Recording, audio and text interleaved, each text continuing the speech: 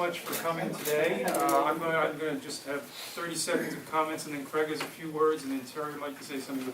We want to thank you all for coming today. This brief history, this exceptional teacher program, it came out of our mistreatment efforts that we formed this Office for Respectful Learning Environment, and about 6 months in, I was going around meeting with everyone who would meet with me and talking about learner mistreatment and all that, and I got the same feedback from everybody, and it was, you're missing the mark here, that there's so much great teaching going on here. All you're doing is focusing on a small number of problems. We need to recognize folks for the work that for the really extraordinary work they're doing. And that got people, Terry, myself, Dan Shapiro, we got thinking and talking about this and came up with this idea, and it's grown. Craig will give you a little insight as to how it's grown. It's grown significantly, and then we decided to feature monthly, for the narratives that really stuck out. And it's interesting, this program is starting to garner some national attention, and when people call me up and ask about it, or I'm visiting somewhere and they ask me about it, they all ask the same thing. They say, what's your secret? And the answer to that question is really simple, and the answer is you. Our secret is that we not only have teachers who are committed to teaching it to our students, but you're committed to being what we call exceptional teachers. So for that, we thank you. We're humbled by your skill and accomplishments, and we're going to keep this going, and hopefully we'll see your pictures up again. So with that, I'll turn it over to Dr. Hillman. Yeah, that's good. Well, I just want to echo, I guess, what George has been saying. I think that one of the things that we really pride ourselves on is being a college of medicine, and the College of Medicine really needs that learning is one of our major missions. And I think this is a really sort of a novel way that I've been really excited about how these folks have got together and made this happen, that we can acknowledge the extraordinary teaching efforts that we have here. I know in my career, I've really always benefited from being able to understand how people who do something I'm trying to do it in a truly exceptional way. And so I think what we've tried to do is, I know when I talk to faculty org, every month that I'm able to, and it's most months, we actually show one of your pictures, up there, and I read through almost word by word, which in some ways people would say that's kind of, repetitious, the words are there, but I actually do it as a point of emphasis. I don't really do it, can't think of any other setting in which I do it, but I think that the words of nomination that the learners use in nominating you for these things oftentimes give people that sort of aha moment. Because I know in my career, those aha moments have happened, and the way that they happen sometimes varies in different settings in different ways. So if you folks didn't do what you do, we wouldn't have that opportunity. And we're trying to think of even more ways to take the truly exceptional teaching that you've done and really raise the level of teaching that we have as an institution. So thank you for being leaders. Thank you for being mentors. Some of you will take that role naturally. Some of you, it's a little bit more difficult, to sort of stand up and be honored for something. But realize that people do watch what you say and how you say it, and we're very lucky to have people like yourselves to take leadership in that area. I really appreciate that. So the process that's happened here is really pretty amazing. I think that we had these narratives that are submitted by students for exceptional teachers. And usually there's an exceptional teacher chosen pretty much every month. Yes. Right? That's been going on for the last... So we've been doing the monthly thing for the last 11 months. Last 11 months or so. So starting in late 17, they've now collected over 758 narratives or nominations for exceptional teaching. And they've really sort of called through those and picked out the 11 or so, about 11 we have here, who really sort of, in the eyes of George and Terry, and who else was involved? That's pretty much it. Yeah, George and Terry. We're a small operation. Terry and George. But so that's sort of why we're here today, to try to acknowledge it. And I've Allison and I have read through these, and we've tried to sort of pick out, what are the themes that come. And I'm going to ask each of you, and you can start to think a little bit now, I may lose some of you now, but think a little, when I'm through here, sort of go one by one, and maybe give 30 seconds or a minute on what you've learned from your teaching experiences. this is a good group of people. You know, just, and it could be something that you've learned about yourself, something you've learned, hey, thanks for coming, good to see you. I was just saying, we're gonna go around the room as soon as I get finished, and each of you will have like 30 seconds or a minute. Try and talk about something that you've learned during your teaching. And it can be about anything. It can be something you've learned about yourself, about your family, your loved ones. It can be about the students. It can be about your teaching methods.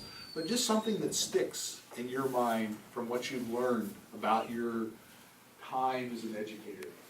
It can be here, hopefully here at the College of Medicine, but it could be anywhere. I mean, most of them will probably be from the College of Medicine, but they could be anywhere. Because I think that'll be an interesting thing to sort of hear, and maybe we can get some other ideas and some other aha moments that happen. So some of the things that I get from reading all these, and that Allison helped me, sort of come up with these, are, I think that you've been able to create safe spaces for our students so that they feel that they can, ask questions and give hypotheses that haven't been tested, but you had a safe space for them to sort of put those things out there. And that's really valuable. And if we can figure out how to help other people learn how to create those safe spaces, that's a pretty cool thing to do. Many of them reflect on how you've made seemingly complex topics very easy to understand. And the ability to take on a complex topic. And a lot of it, I think, has to do with the passion. There's a lot of talk up here about the passion and excitement that you cause as teachers. And I think that's a lot of being able to teach complexity. If people feel like it's worthwhile to do, it makes them want to spend the time to learn that complex. They talk a lot about time that you spend. Like, if it's an hour class, well, maybe we're just going to go on an hour and 10 minutes. Maybe we can do that now. I mean, giving people, it's part of the creating the safe space. We're not going to be hurried here. It's sort of like when we deal a lot with patients, right? And patient satisfaction. The provider who's like at the door saying, is there anything else you'd like to talk about as they're leaving the room, doesn't really give that message. We want you to talk to me about something. But you folks have been successful in helping students feel that there's enough time to discuss these topics. Even if there isn't enough time, making time at other opportunities to discuss those topics. And you also sense in many of these comments that you've been able to take other values that we have in medicine, that we might take in terms of how we treat our colleagues, how we treat our patients, values in terms of integrity, leadership, mentorship, and really instill them into the learning environment. And I think that's something that you've been very, very successful at doing. So, I think at the end of the day, it's a lot about the joy and the passion that all of you feel for medicine, for advocating for our patients, and for teaching that really has been successful in coming across to these patients. And so, before Terry sort of wraps it all up, I'd like to maybe just go around the room and have each of you just talk a little bit about what you've learned from your teaching experiences. And like I said, it can be pretty much anything about yourself, others who are around you, your students, methods that work, don't work, whatever. So.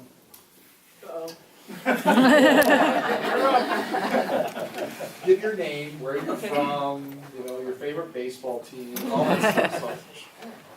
I'm Laurie Nelson. I'm in internal medicine. I'm mostly an outpatient provider, so I teach FBCC and I teach resident teaching as well. So it's kind of like quite a gamut. What didn't I know? I guess coming through medical school, which by the way I was a late bloomer. I think I was taught by most of the people in this room. I think. So we're just young. Yes. Anyway, I graduated in 2010 and then finished residency in like 2013-14 time frame. So I've only been attending for about 5 years, but I realized going through residency and whatnot, and maybe that was instilled by everybody here, that I can't live without my teaching. I love the teaching, and teaching the greenest of green really energizes me. That's probably where I get my most flow in my job, and that's what I've learned. I think I can't live without the teaching. So a resident asked me, why would you come here? Why would you get a job here? And I said, because of you guys, because I love the teaching. I guess I didn't realize I was a teacher, but I went to med Well, school. thank you. That's good. John Ingram, I did med school here as well, and when I was applying to med schools, Hershey stuck out because of the humanities focus even back then, and actually met this guy, Matt Silvas, at the second look day, and he became my mentor 1 year ahead of me in med school. And then when I was here in med school, Don Mackay, who was here briefly, really opened my eyes to what plastic surgery was, and he became an incredible mentor. And now I get to see the other side of that and how seemingly simple comments stick in someone's mind and might plant a seed that leads someone where they end up going. And it's very powerful. So I think mentorship is what I've gotten out of this, thanks to people like Matt. And also that it's a two-way street. When you feel that connection with a certain student, and you don't feel it with all of them, but with a certain student, you gain from it too. Great. Jed Gonzalo, internal medicine, also a Penn State grad. 06, so it's been a number of years away. Came back in 2012 and now work for Tom and Terry. And I teach a lot of systems coursework. So when Craig asked, what's the teaching point, I think a lot of people think that teaching comes out in a sunny field. Like you're out there, it feels really good. All this feels really bright and shiny. And I found that there's a lot of times where you're standing in the middle of a rainstorm and you're being challenged. And you have to be a good teacher in those instances, and that's really where the money is, and that's really challenging to do. So I don't know if there's advice there for anybody, but it's just not all sunny fields. Matt Silvas, also a Penn State College of Med grad, the oldest of the four of us. In age. So, yeah. So I am in family medicine orthopedics. I do a lot of orthopedic teaching here at the College of Medicine. It's the main reason why I've stayed at Penn State. I fell in love for similar reasons with Penn State as John did when I was going through my medical school process of where to go to medical school. It was the humanities that struck me here at Penn State. And so I guess the thing I would say, my biggest advice when I talk to junior colleagues as they're teaching medical students in particular, is to make sure you know your audience. You can't teach a fourth year the way you teach a first year. So you can be excited about your material, but for them to retain it and understand it, you have to think about who's in the audience and how do you most get them engage with the material you're presenting. And I take it as a personal challenge here to try to get students to come to my lectures, because our students don't necessarily attend lecture, and so I think that you have to give them a reason to come, and that puts me into Jed's comments. Teaching's hard, and creating an experience that students actually want to attend in person is a challenge that I think is awesome, and one that I've enjoyed here at Penn State. So, Right. So I'm Michael Freeman. I'm a pediatric nephrologist and ethicist here, and I'm lucky to have the opportunity to pursue teaching in both avenues, both in the undergraduate, medical student courses in ethics and on the clinical wards. And I have the advantage in thinking about my teaching, is teaching about diseases that students probably won't see. And you sort of chuckle about that, but that really allows me in many ways to say, you don't need to know the ins and outs. Our goal is not data on tubular disorders that you will never encounter other than a single question on the boards. But let's think about it. Let's look at how you pick a problem apart and how I get to think about it, which is the aspect I'm really passionate about in my medicine.